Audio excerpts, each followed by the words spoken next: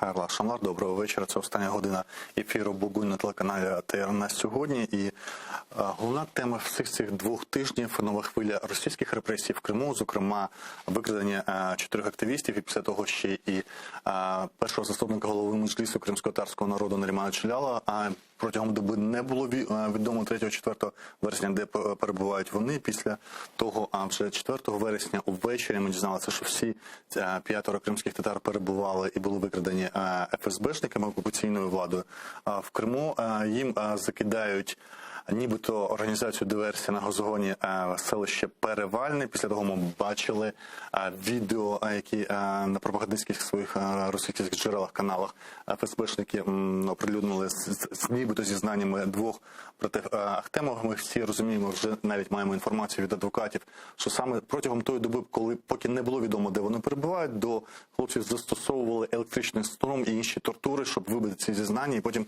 показувати на загал.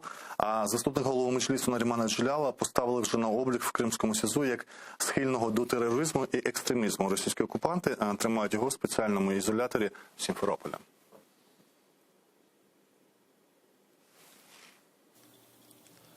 Буквально напередодні нашої зустрічі Наріману повідомили, що його поставили на облік як особу схильну до терористичних та екстремістських злочинів, що явно свідчить про повне незнання співробітниками СІЗО принципів кримінального процесу і такого поняття, як презумпція невинуватості. Звісно ж, всі подібні незаконні адміністративні рішення ми будемо оскаржувати. У нас на прямому зв'язку адвокат Микола Полозов. Пан Микола – адвокат по більшості політичних справ протягом цих років окупації, стосовно кримських татар також. Пане Микола, доброго вечора. Здравствуйте. Скажіть, будь ласка, в якому стані зараз перебуває Наріман, наскільки часто ви можете його бачити, що ми останньому можемо почути про його стан? Наримана Челялова я и моя коллега, адвокат Эминея Вамилева, видели вчера. Мы встречались в следственном изоляторе, в специальном помещении под названием «Следственный кабинет», куда его вводили. Состояние здоровья у него удовлетворительное, но вот, собственно, он нас известил о том, что буквально накануне ему сообщили о постановке на вот этот профучет. Что касается, в принципе, условий содержания, то его держат на спецблоке. Это такая тюрьма в тюрьме, где не только с внешним миром ограничены какие-либо связи, но даже между камерами никакой связи нет.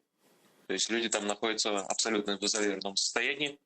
Его поместили в камеру двухместную. Сокамерником является некий человек, которого преследуют за участие в деятельности организации свидетелей Иеговы. Отношения у них достаточно ровные, то есть никаких конфликтов нету.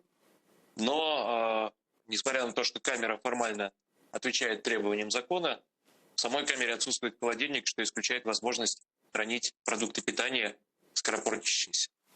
Поэтому этот вопрос мы тоже будем решать. Ни на какие следственные действия его не вызывают. То есть вот на протяжении, можно сказать, недели он просто находится в СИЗО. Я розумію, що брати Ахтемові не ваші клієнти, але ми, мабуть, і ви бачили ці так звані зізнання з відео ФСБ, які вони розповсюджували по пропагандистських каналах Росії. Як на них слід реагувати? І що ви самі знаєте від колег-адвокатів про тортури, які застосовувалися до братів Ахтемових? Но здесь важно понимать, что сразу после того, как их выкрали, сотрудники ФСБ применяли пытки, прежде всего касану. Это пытки электричеством, на уши цепляли электроды, пропускали электрический ток. В принципе, ни один человек выдержать эти пытки не может. Весь вопрос, сколько есть времени. Также имитировали расстрел, вывозили в лес, стреляли, значит, над головой. И что касается этих видеозаписей, что и первоначальные видеозаписи, где их лица были заретушированы, что и последующие видеозаписи, все они были сделаны в один день, то есть после суток пыток 5 сентября. Никакой новой информации ФСБ не предоставила. На основе полученных незаконными методами информации они фабрикуют уголовные дела. Я правильно розумію, що все це застосовувалося, поки вони не отримали своїх адвокатів вже не за призначенням, а от за угодами? Чи тортури застосовуються і після того, як вже мають власних адвокатів ці політичні в'язні?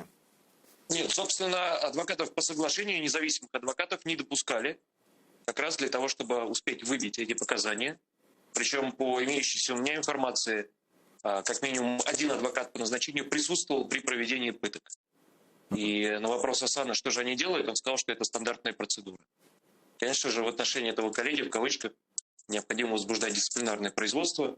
Но я надеюсь, что адвокаты Асана і Азіза будуть займатися цим вопросом. І ім'я адвоката відомо, який був присутній при застосуванні тортур до Асана Ахтемова. Його фамілія Глушко. Ми не раз про це говорили по інших справах, що політичні справи в Росії адвокати насамперед потрібні для того, щоб розповідати на загал світові про те, що відбувається з тими в'язнями, яких переслідує Російська Федерація, а не для того, щоб там якось сприяти процесу. Що ви скажете зараз в цьому випадку, коли йдеться мова про переслідування після Кримської платформи, зокрема політика Нарімана Джеляла, як діяти Україні і світу треба, чи є важелі тиску для того, чтобы звільнити цих людей? Ну, действительно важно понимать, что последние аресты, они во многом связаны с проведением саммита Крымской платформы. На проведение этого саммита у российских властей была буквально истерическая реакция. И сейчас мы видим, что они начали применять вот эти вот меры по фабрикации уголовных дел, по применению пыток и так далее, исключительно как ответ на то, что Украина не отказывается от своих притязаний на оккупированную территорию. Как и в случае с другими украинскими политзаключенными, важно понимать, что текущих действий, которые осуществляют как непосредственно власти Украины, так и украинские союзники и партнеры на Западе, явно недостаточно. Ситуация никоим образом в лучшую сторону не меняется.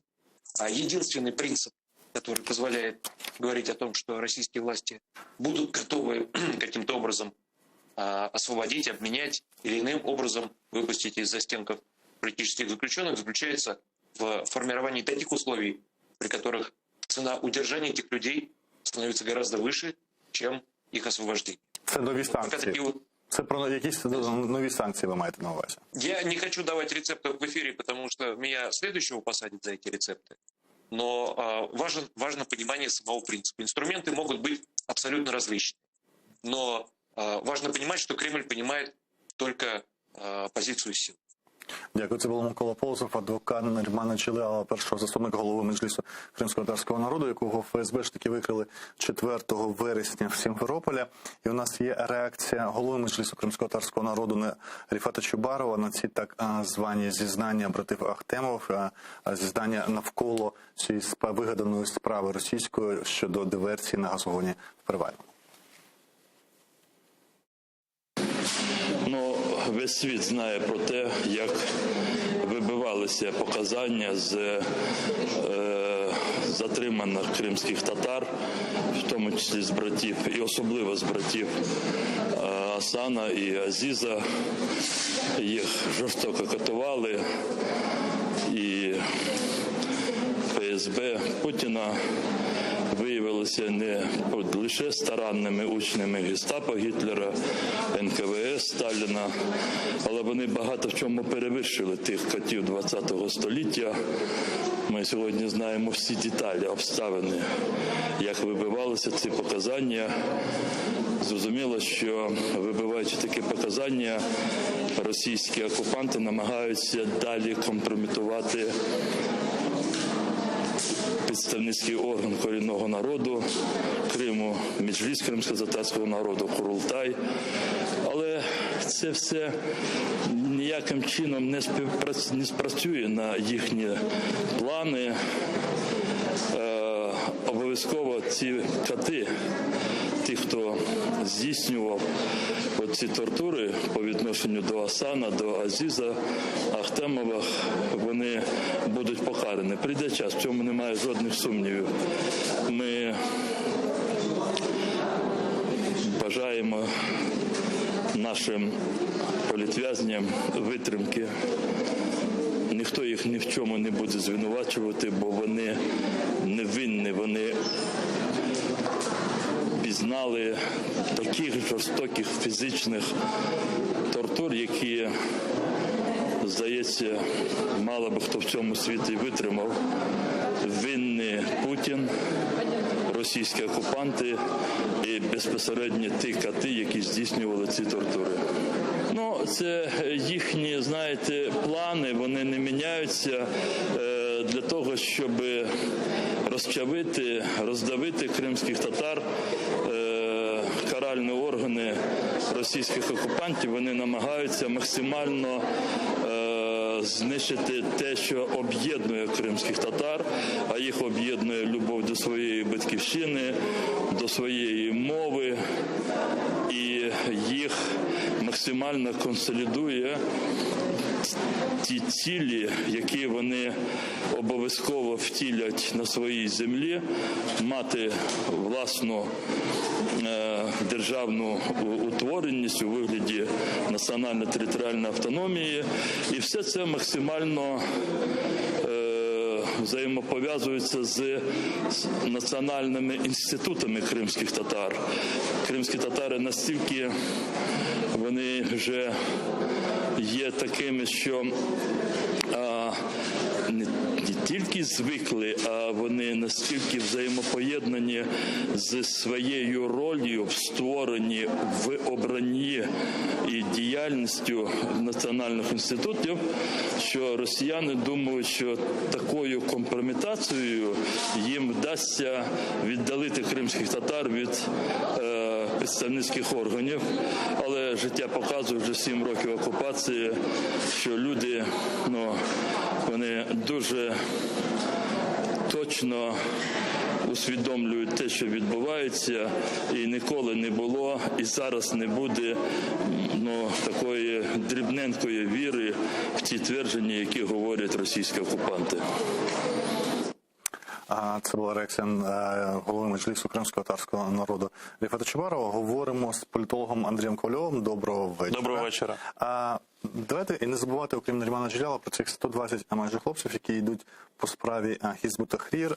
Купа людей, я не знаю точно цифру, по свідкам Єгови, ми почули, що от один із ув'язнених, який сидить в камері з Наріманом Джелялом від Миколи Полозова, це якраз по справі свідків Єгови. Чому, на вашу думку, як релігіознавця, який знає більшість релігійних рухів, Росія застосовує такі репресивні дії по відношенню до тих течій, які ідеологічно свою справу роблять лише мирним шляхом і навіть не торкаються зброї. В світі купа організацій, які зброєю готові, релігійні це робити, а Росія переслідує саме горизонтальні організації. Є тут кілька складових. Насамперед, будь-які тоталітарні режими, яким фактично є режим Путіна, вони не терплять, скажімо, певні релігійні організації, які не хочуть висловлювати патріотизм, як, наприклад, це робить на догоду владі сучасна Російська Православна Церква Московського Патріархату. Нагадаю, перезаснована у 43-му році Сталіним у вересні 43-го року. І тільки вони йдуть в розріз з цим державним поглядом, дуже просто зі свідками Єгови. По-перше, свідки Єгови намагаються відмовлятися і проголошують відмову від служби в армії, що вже російською владою сприймається як дії проти конституційного ладу. Це по-перше. А по-друге, свідки Єгови відрізняються дуже сильним прозелітством, спробою навернути якомога більшу кількість вірних, що однозначно дратує керівництво Російської Православної Церкви. І це навіть були певні такі, торги, що і Російська Православна Церква, по-перше, не виступила, на відміну від багатьох інших релігійних організацій, проти репресій, проти свідків Єгови. І ми можемо побачити, скажімо, якою волею користуються і якими правами і свободами користуються свідки Єгови, скажімо, у Сполучених Штатах чи навіть в Україні, і фактично переслідуються у Російській Федерації. Що стосується Хізбут Тахрір, тут є інших кілька складових. По-перше, у путінській Росії вже склалися такі умови таких певних домовленостей Російської Федерації з місцевими владами. Скажімо, подібна свобода для віросповідання мусульман може бути, скажімо, у Чечні, може бути у інших областях, де вони це дозволяють. Скажімо, наприклад, там у північній чи центральній Росії, чи, скажімо, там у Москві, російська влада дуже часто намагається цю свободу для віросповідань мусульман прикручувати. І це перша складова. А друга, що в Росії, в числі Хізбут Тахрір, було багато людей, які асоціювали себе з російськими відцентровими рухами. Наприклад, у Башкиркостані чи у Татарстані були такі люди, які брали активну участь, скажімо, у проголошенні того, що Татарстан може бути незалежним. Потрібно сказати, що насправді дуже багато суб'єктів федерації в російській сучасній Путінській імперії, вони ще у 90-91 році проголосили свої декларації про державний суверенітет. Лише, скажімо, така постсовкова, посткегебістська система надала можливості проголосити їм незалежність. І насправді Російська Федерація вживає дуже багато заходів для того, щоб не дати цим державам проголосити незалежність. Зокрема, Татарстан був відсунутий кордон, створений так званий оцей коридор між Казахстаном, щоб не дати можливість отримати, щоб ці країни не отримали зовнішніх кордонів з зовнішнім світом. Так, зовнішнім світом. І тому, зокрема, Хізбут Тахрір насамперед цих людей переслідували за їхні політичні переконання і участь у боротьбі поневолених народів. А з другого боку, Російську Федерацію дратувало, в принципі, і що офіційно Російська Федерація у 2019 році, як вона пояснила, що нібито Хізбут Тахрір проголошує ідею створення всесвітнього халіфату. А це означає, що якщо на карті цього всесвітнього халіфату є частини там країни чи області, які зараз входять до Російської Федерації, це означає, що посягання на територіальну цілісність Російської Федерації. Саме тому переслідується інше. Це дає тепер можливість ФСБшникам використати кейс Хізбут Тахріру для переслідування якраз ось цих активістів поневолених народів. Чи то кримських татар, для прикладу, чи у Татарстані, чи в Башкиртостані. І загалом в Російській Федерації дуже часто на офіційних державних медіа, державних телеканалах, пропагандистських телеканалах пересічним росіянам нав'язується стереотип, що фактично мусульманин означає терорист.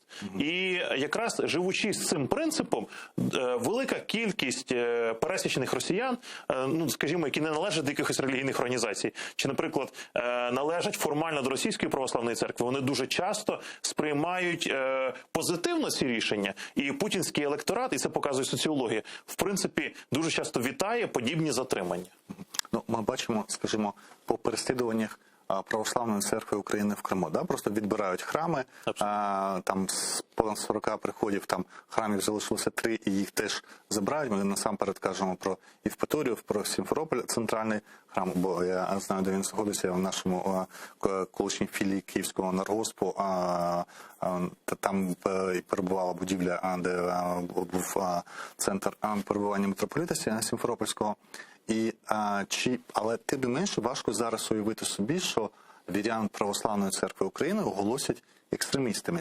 Чи це просто питання часу для Російської Федерації, і Російську Федерацію, яку ми знаємо в 2021 році, наприклад, від 24-го так само буде відрізняти, як нинішню від Росії 13-го року? Я думаю, що це насправді питання часу, що насправді у православних українців можуть переслідувати і називати їх екстремістами. Я вам скажу, що насправді активних членів української діаспори у Росії, ті, які в принципі мали сміливість у 90-ті роки створювати українські національні діаспори, національні організації, називати себе українцями, не якимись, знаєте, шароварними і культурницькими, які заявляли про права українців, мати, наприклад, українські школи у Російській Федерації, чи говорити українською мовою, чи навчати дітей українською мовою, чи сповідувати, там, скажімо, чи створювати українські храми, їх дуже часто за часів пізнього Єльцина і за часів раннього Путіна переслідували. Просто ми не знаємо цих кейсів, на превеликий жаль. І загалом проблема сучасної України, що ми слабко цікавимося Російською Федерацією. Більше Російська Федерація цікавиться Україною,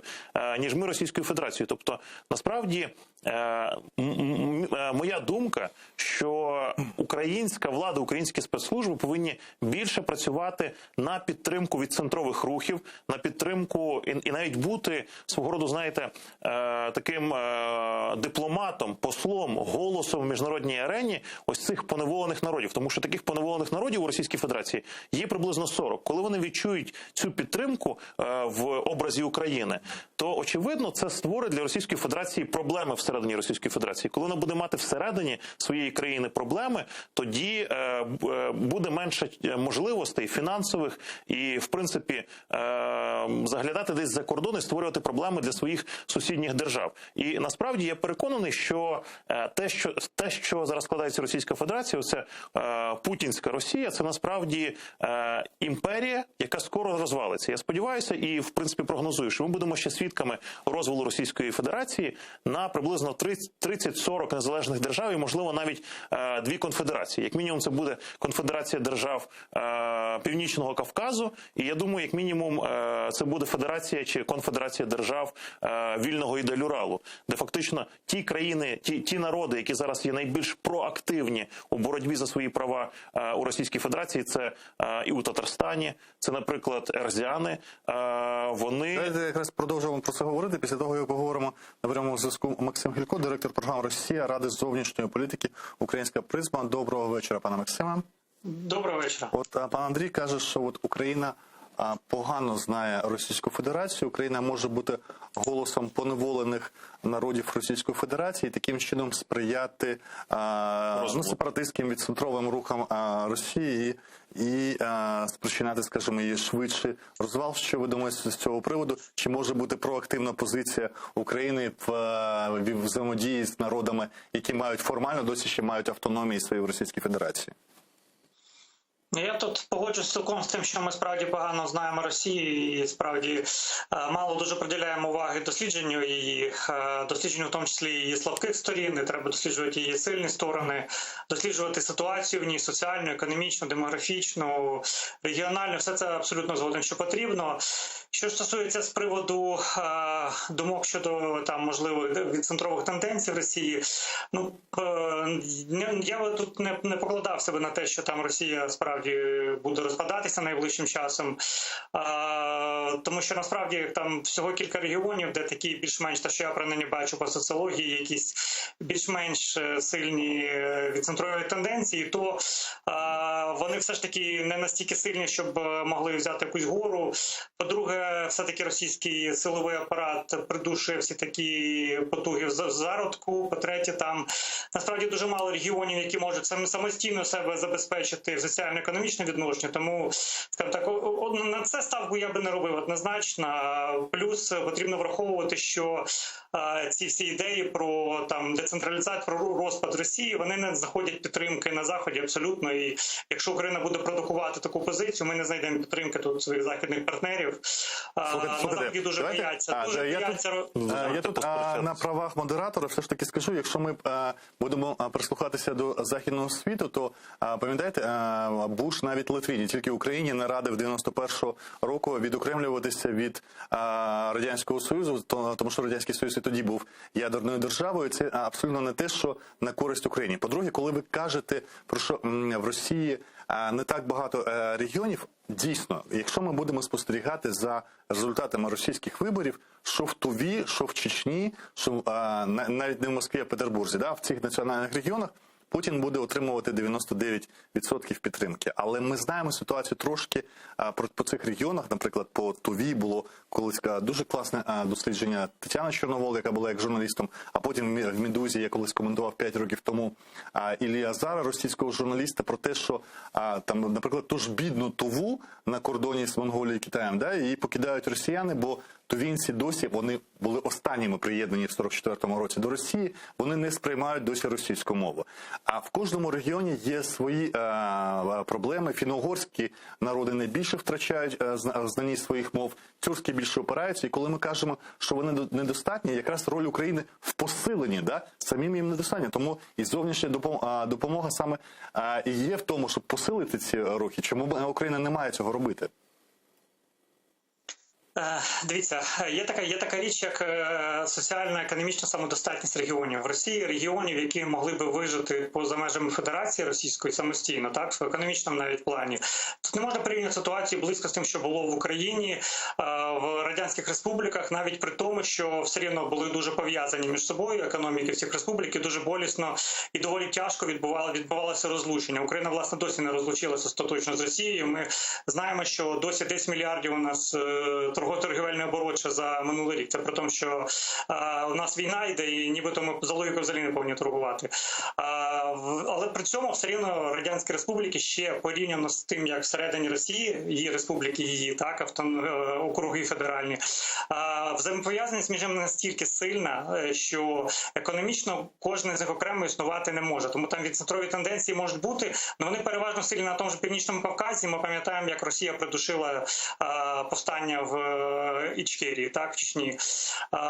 Тому тут, скажімо так, в тих місцях, де вони були, ці тенденції, повірте, росіян, центральна влада Росії це відслідковує, вона це в зародку придушує. Тому очікувати, що там це відбудеться, це просто даремно покладати сподівання на, скажімо так, не в той бік дивитися, в який нам потрібно, тому що ресурси витрачати. А на вашу думку, в який бік треба дивитися, коли ми маємо дізнаватися Росії? Що ми маємо робити?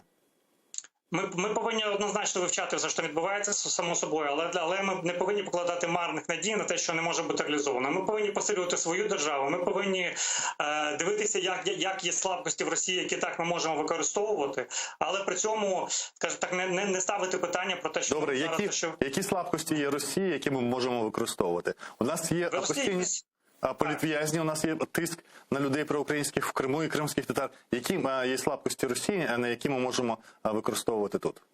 В Росії є серйозні економічні слабкості. В неї є серйозна залежність від торгівлі енергоресурсами. Це половина фактично її бюджету, це торгівля енергоресурсами. Тобто ми можемо, розуміючи на ті моменти, які ми можемо давити, ми можемо тут говорити про зменшення там обсягів закупівлі тих же нафти і газу, наприклад. Да? Ми можемо дивитися на перспективу, коли за років 20 в усьому світі об'єктивно скоротиться споживання цих ресурсів, Росія буде економічно слабшати в цьому сенсі.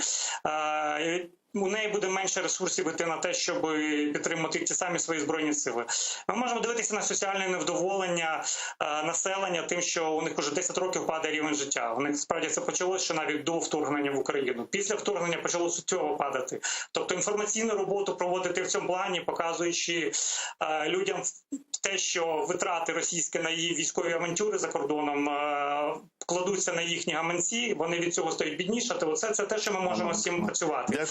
Дякую, пане Максиме. Сепаратизм в Росії – це насправді безперспективне заняття. Я вам дуже дякую за участь. Єдине, що додам, досі ВВП України на душу населення втричі відстає від стагнуючого в Україні від так званої стагнуючої Росії. Да? Тому невдоволення російське може бути, як соціолог пані Зубаревич з МГУ каже, дуже довгим і на десятиліття. Да? І тим не менше, бідність українська втричі не сприяє тому, щоб українці хотіли стати частиною Російської Федерації. Іноді економічні показники, коли Східний Тимор від Індонезії відокремлювався, він має чи не $800 ВВП на душу населення, і це абсолютно не заважає їм хотіти бути незалежною від Індонезії, набагато багатшої країни. І Чехословаччина і Югославія розвалювалися не тому, що економічно погано жилося цим народом. Да? Бо кінець кінцем настає той час, коли кожен народ відчуває свою окремішність і бажання творити свою історію, і це просто якісь історичні правила, і вони іноді важливіші, можливо, ніж економічні. А економічні – це як додатковий стимул там казати про те, що ми не годуємо Москву, чи ми не годуємо Білград, але це інші чинники. Я вам дякую за участь в нашій програмі, але дозволю собі не погодитися з тим, що Україна не має бути проактивною на національних територіях, яку тримає зараз Російська Федерація. Максим Хількода, директор програм «Росія», Ради зовнішньої політики «Українська призма». Андрію, ваш... Пане Османе, трошки обурений словами пана Максима. Знаєте, мені нагадали його слова. З одного боку, ви дуже правильно сказали про промову Буша, про цю, як вона називалася, київська котлета чи котлета по-київськи, коли він закликав українців в 91-му році не розвалювати Радянський Союз, не відділятися. І насправді підтримка Радянського Союзу, якщо ми там можемо брати якийсь там 98-89 рік, якщо українців запитати, що Україна може бути незалежною, це все сприймалося романтикою, так само такі, як Максим Хилько, мабуть, говорили, що не треба розвалювати Радянський Союз, все не так погано, але одномоментно ми побачили, що цей крах стався за лічені місяці. Насамперед, місцева еліта усвідомлює себе, що вони можуть стати на чолі держави. І ось такий прагматизм, насправді, він перемагає. І тому дуже швидко, як тільки почне тріскатись Росія, почне тріскатись путінський режим, навіть місцеві начальники так званої Росгвардії у цих областях, у цих національних республіках можуть відчути, що він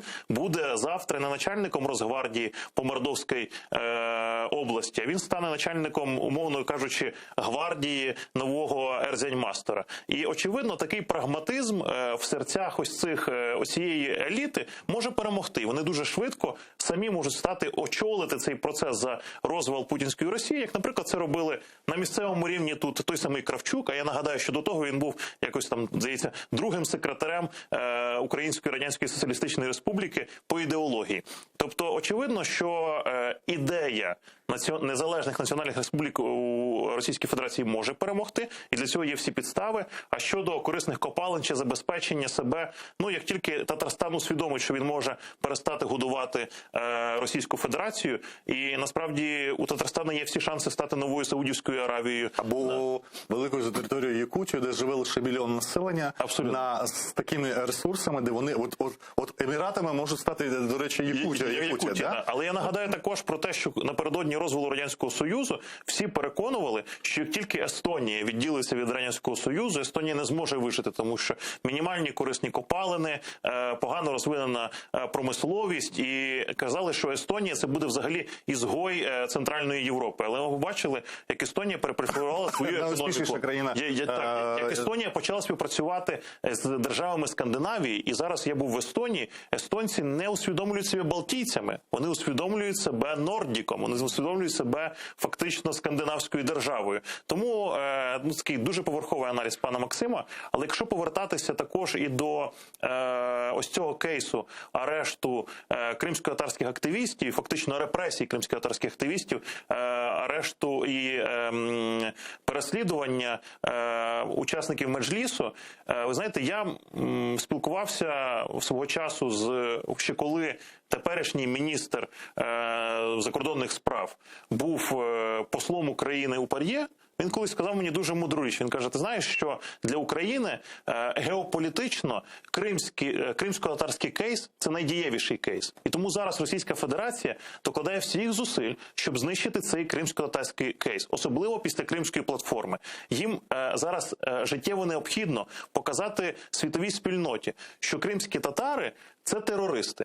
І тому, якщо, скажімо, раніше Меджліс був проголошений у Російській Федерації екстремістською організацією, то зараз вони набирають в'язнів, щоб спробувати довести, що Меджліс – це насправді терористична організація. І як вони зараз називають, ФСБ назвала Меджліс головним провідником українського реваншизму. Абсолютно. І дивіться, я просто хочу навести дуже простий історичний приклад. 100 років тому, коли українська нація програла свої визвольні змагання і фактично свою державність, яка була проголошена у 1918 році, фактично тут на Київщині і тут у Києві, на Східній Україні, в Центральній Україні почали діяти активні повстанські рухи. І, до речі, Державний центр УНР і влада УНР за кордоном говорила, що в Україні йде активний опір, і просила всю світову спільноту підтримати той фактично повстанський рух, який ведеться за незалежність України і в 20-ті роки, а пізніше після Другої світової війни.